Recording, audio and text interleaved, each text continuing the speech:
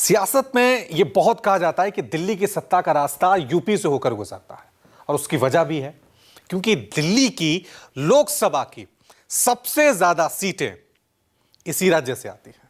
उत्तर प्रदेश में लोकसभा की 80 सीटें हैं। पार्टियां सबसे ज्यादा जोर यूपी पर ही लगाती हैं। इन 80 सीटों को लेकर सियासी महाभारत शुरू हो गई है। इन 80 सीटों के लिए जोड़ तोड़ के गुणा गणित में एनडीए और इंडिया दोनों गठबंधन उलझे। ऐसा नहीं है कि सीटों को लेकर सिर्फ इंडिया गठबंधन में ही पेच फंसा है, बल्कि एनडीए में भी जोड़ तोड़ चल रही है।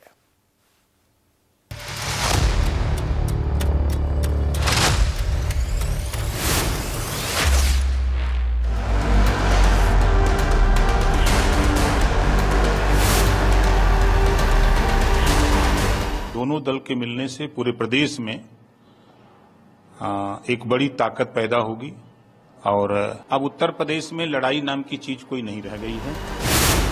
यूपी में पूरब पश्चिम का खेल 2024 में कौन पास कौन फेल।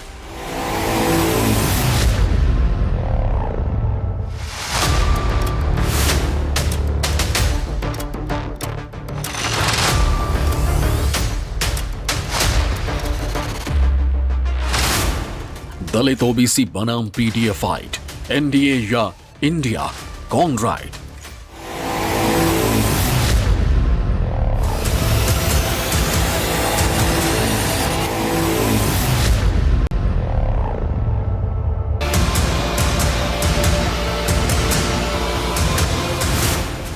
सियासत में जातियों का गणित, कास्ट पॉलिटिक्स जिताएगी सीट।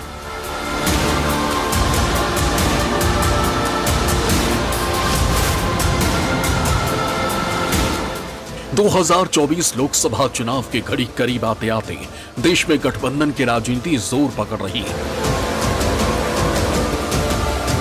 देश की सत्ता को चलाने वाली भारतीय जनता पार्टी पहले से ही एनडीए गठबंधन के साथ 2 टर्म से दिल्ली की गद्दी पर बैठी है और अब मोदी सरकार के हैट्रिक को रोकने के लिए देश की विपक्षी पार्टियों ने इंडिया अलायंस के साथ चुनावी समर में ताल ठोकने का दम भर दिया, जिसने लोकसभा चुनाव को बेहद दिलचस्प बना दिया।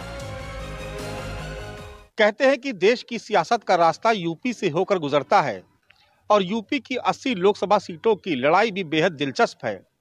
एक तरफ नरेंद्र मोदी और अमित शाह की जोड़ी जो उत्तर प्रदेश में सभी 80 लोकसभा सीटों को जीतने का दावा कर रही है, तो दूसरी तरफ अखिलेश यादव हैं जो इंडिया गठबंधन में रहते हुए इस बात का दावा कर रहे हैं कि वो उत्तर प्रदेश में भारतीय जनता पार्टी को सभी 80 सीटों पर चुनाव हरा देंगे। लेकिन इन दावे और भरोसे के बीच पश्चिमी उत्तर प्रदेश और पूर्वांचल में बीजेपी के लिए एक बड़ी चुनौती भी सामने खड़ी है। इंडिया गठबंधन के जमावड़े को देखने के बाद भारतीय जनता पार्टी ने यूपी में समाज के सभी वर्गों को साधने की कवायद शुरू की। बीजेपी ने इस एक्सपेरिमेंट के लिए घोसी के उपचुनाव को चुना था, लेकिन घोसी में बीजेपी का फॉर्मूला फेल हो गया।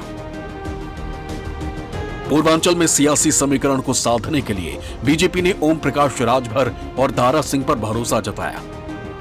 समाजवादी पार्टी से नाता तोड़ दारा सिंह बीजेपी में शामिल हो गए। बीजेपी में शामिल नए नवेले दारा सिंह चौहान को घोसी से विधायकी के रण में उतारा। पिछड़ों को साधने के लिए बीजेपी ने ओपी राजभर का इस्तेमाल घोसी उपचुनाव में किया। सूत्रों के मुताबिक खबर तो यहां तक आई थी कि केंद्र के इस फैसले से राज्य इकाई बहुत खुश नहीं थी, लेकिन तमाम गुणागणित के बाद भी घोसी उपचुनाव में बीजेपी को हार मिली और इंडिया गठबंधन जीता।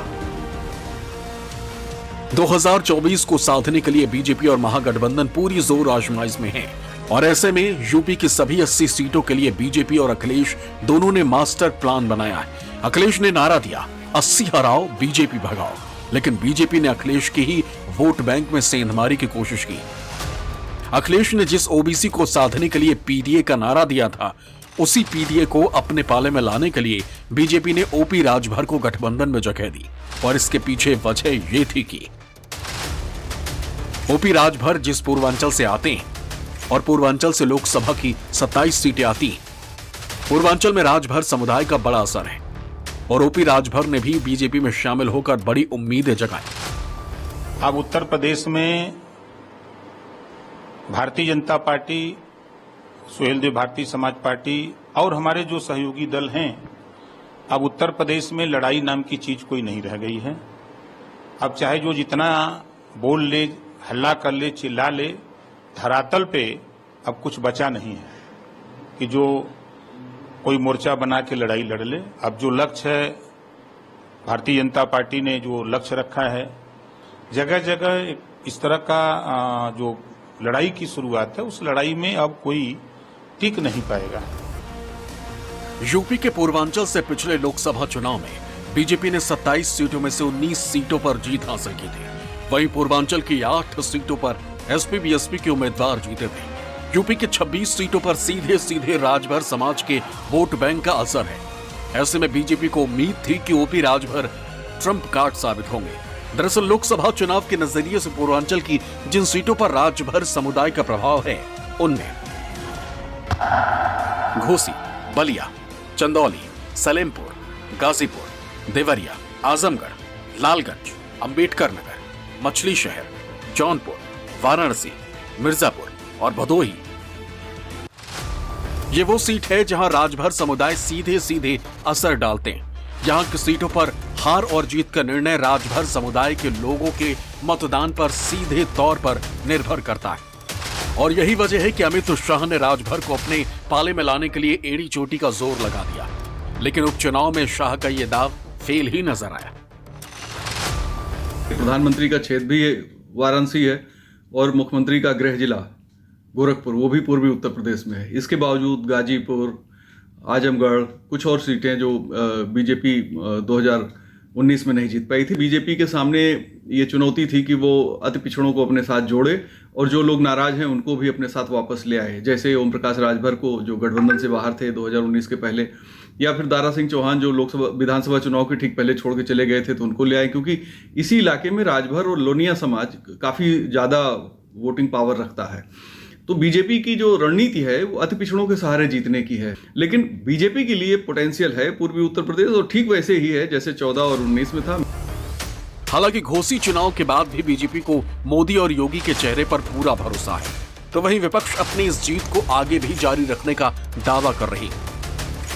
भारतीय जनता पार्टी के पास सशक्त और मजबूत नेतृत्व है। हमारे पास उत्तर प्रदेश में आदरणीय योगी जी जैसा नेतृत्व है, देश में माननीय प्रधानमंत्री नरेंद्र मोदी जी जैसा नेतृत्व है, और हम निश्चित रूप से अपने नेतृत्व के दम पर उत्तर प्रदेश के अंदर चुनाव में लड़ेंगे और चुनाव जीतेंगे। कांग्रेस जनता के मुद्दों पर काम कर रही है, जनहित के मामलों को ज़्यादा से ज़्यादा कांग्रेस उठाने का काम कर रही है। उत्तर प्रदेश की जनता विकास पे और शिक्षा पे, चिकित्सा, स्वास्थ्य सेवाएं, इन सब चीज़ों पर अब बात करने लगी है।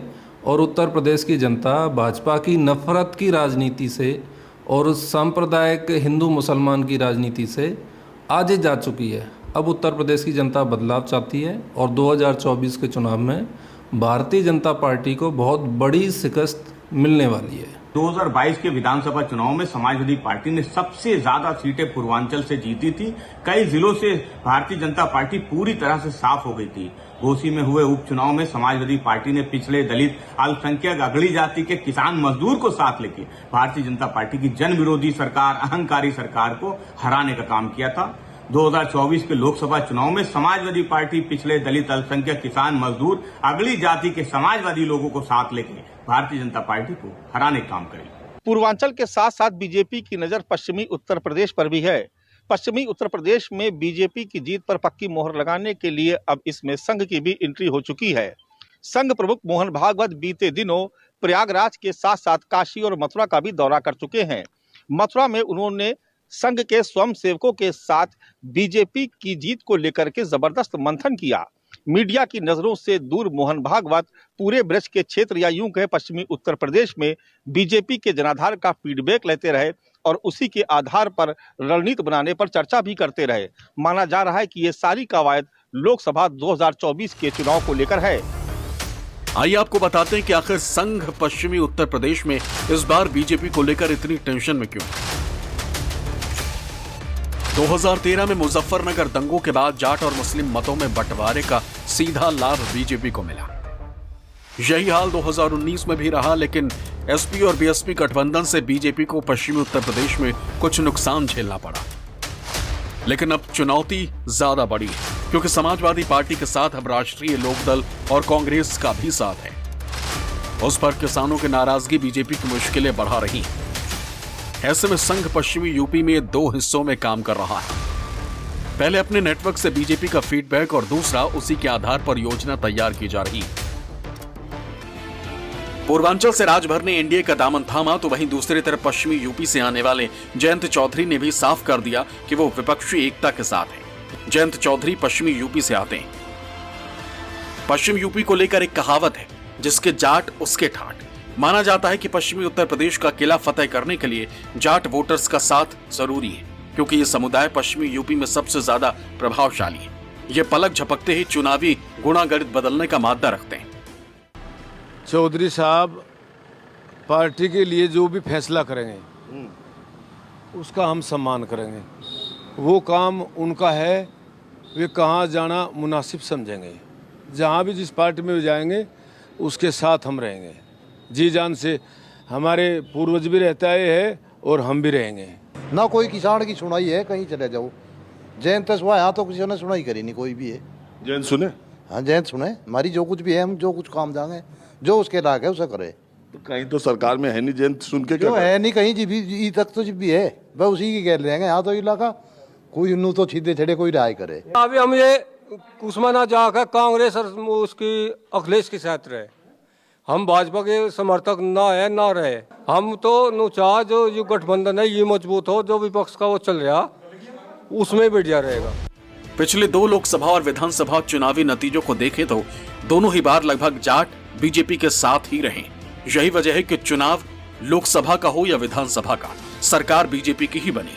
लेकिन एक बार फिर से समीकरण बदलता दिखाई दे रहा है। लेकिन किसान बिल को लेकर जाटों के बीच अब बीजेपी को लेकर कुछ नाराजगी दिखाई दे रही।